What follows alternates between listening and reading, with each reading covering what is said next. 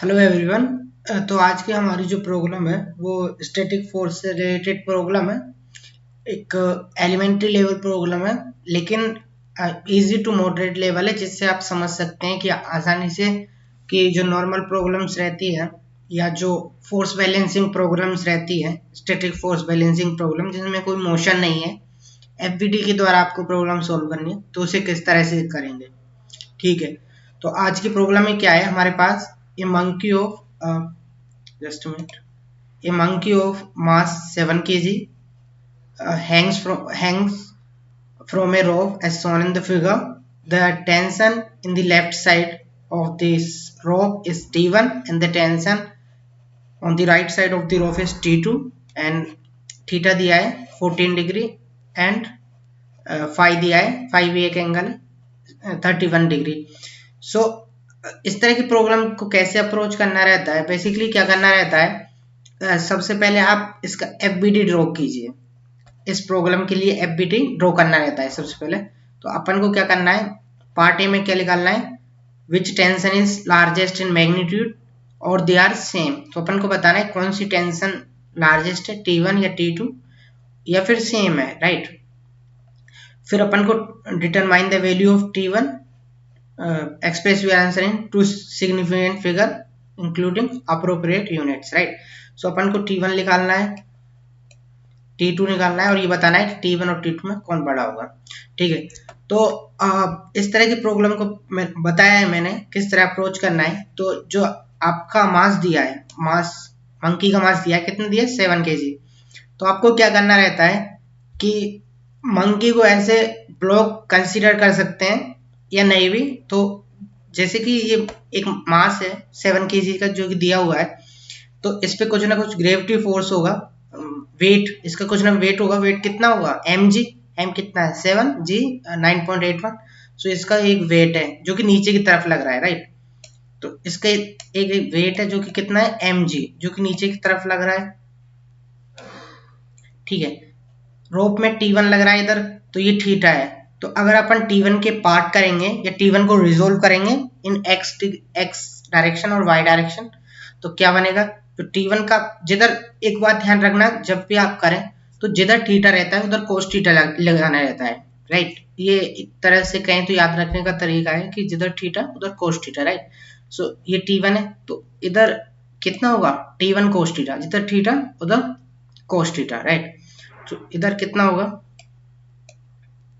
इधर होगा T1 cos theta T1।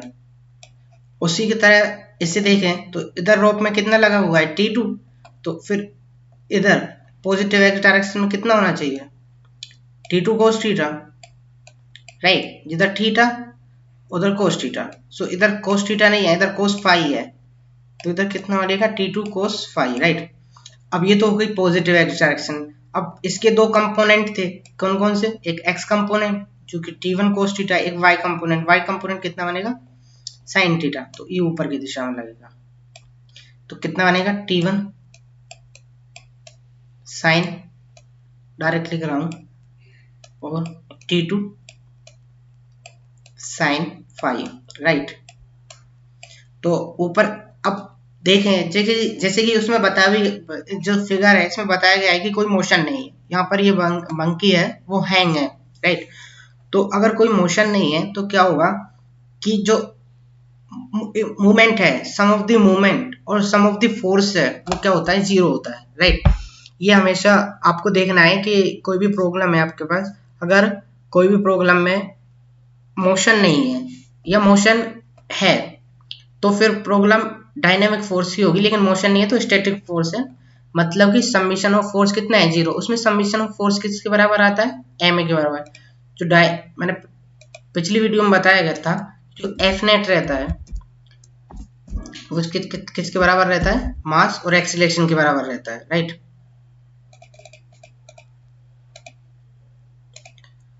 तो मास और एक्सीलरेशन के बराबर रहता है अगर मोशन है तो, लेकिन यहाँ पर तो मोशन नहीं है ना, तो मोशन नहीं है, तो ए जीरो हो जाएगा। तो एफ नेट कितना होगा, जीरो होगा। एफ नेट मतलब summation of force in x direction, summation of force in y direction और vector of sum of forces, वो कितना होगा, जीरो होगा।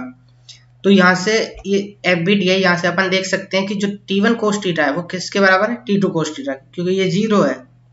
Summation in the force in the x direction क्या है, जीरो है। Summation of force in the y direction भी zero है। तो T1 sin theta plus T2 sin phi किसके बराबर होना चाहिए, mg के बराबर होना चाहिए। तो इस तरह की प्रॉब्लम को ऐसे अप्रोच करते हैं। सबसे पहले आपको क्या करना है, एफबीडी ड्रॉ करना है। एफबीडी ड्रॉ करने के बाद आपको क्या करना है, समेशन ऑफ फोर्सेस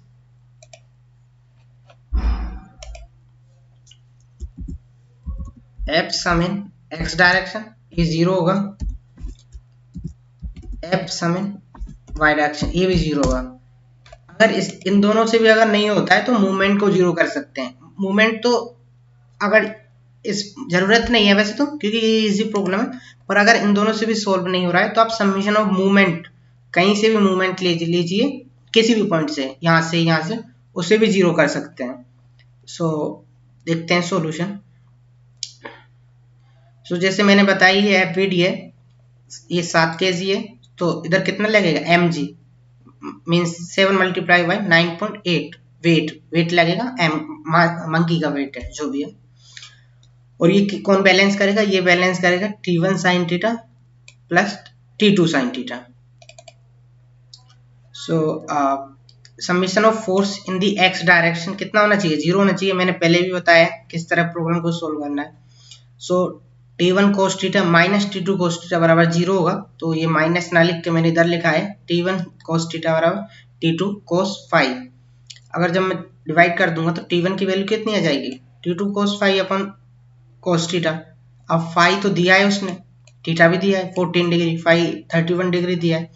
जब इसमें मान रखेंगे और कैलकुलेट करेंगे तो T1 बराबर कितना आ जाएगा, 0.833 T2।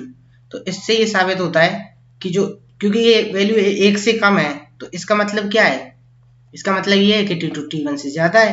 अगर ये एक से ज्यादा होती तो T1 ज्यादा होता। तो जो T2 है वो T1 से ज्यादा है, ये तो पहले निकाल लिया। अब T1 और T2 की वैल्यू निकालनी है।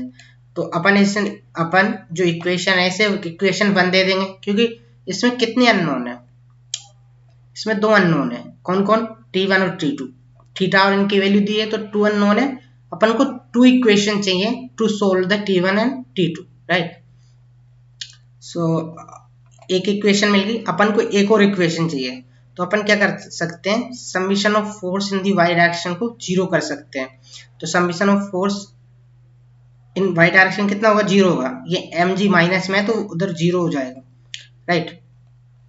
सो T1 sin theta plus T2 sin phi किसके बराबर होना चाहिए, एम जी के बराबर होना चाहिए। सारे मान रखो, थीटा का 14 डिग्री, फाई का 31 डिग्री और जी का 9.8 और मास ऑफ मंकी दिया है 7 kg, राइट। जब सारे मान रख दूंगा तो ये अपने पास आ जाएगी इक्वेशन 2। इक्वेशन 1 अपने पास है, इक्वेशन 2 है अपने पास, दो अननोन है और दो इक्वेशन है। आराम से सोल्व कर सकते हैं by the linear system of equation से, राइट। दो अननोन दो इक्वेशंस। सो इसे सोल्व करने पर कितना आएगा, T1 आएगा 83.2 के ऑलमोस्ट, T2 आएगा 94.2 के ऑलमोस्ट। सो अपन को एक और कंडीशन दी है इसमें शायद, हाँ, इसमें टू सिग्निफिकेंट फिगर तक निकालना है। टू सिग्निफिकेंट फिगर का मतलब ये था अपन को 2 अंक तक ही जो आंसर है अपना वैल्यू है उसे एक्सप्रेस करना है। तो यहाँ पर 2 अंक कौन कौन है, 8 3, यहाँ पर कितना है 94 है। तो ये कितना बनेगा 83 और 94। अगर राउंड ऑफ होता तो राउंड ऑफ करके लिखते, लेकिन यहाँ पर 2 2 है तो राउंड ऑफ नहीं करेंगे। जो फाइनल आंसर है वो 83 और 84 और T2 T1 से ज्यादा, ये अपना फाइनल आंसर है। और तो इस तरह इस प्रोग्राम को अपन FBD ड्रॉ करके आराम से कर सकते हैं। तो इस तरह के प्रोग्राम्स को आप ट्राई करें। अगर ना आए तो हमें हमारे ईमेल पे आप प्रोग्राम भेज सकते हैं। हम बाय द वीडियो और रिटन सॉल्यूशन हम आपको सॉल्यूशन प्रोवाइड करेंगे। और अगर हमारे सॉल्यूशन आपकी हेल्प करते हैं, आपको अच्छे लगते हैं, तो चैनल को सब्सक्राइब करें। धन्यवाद।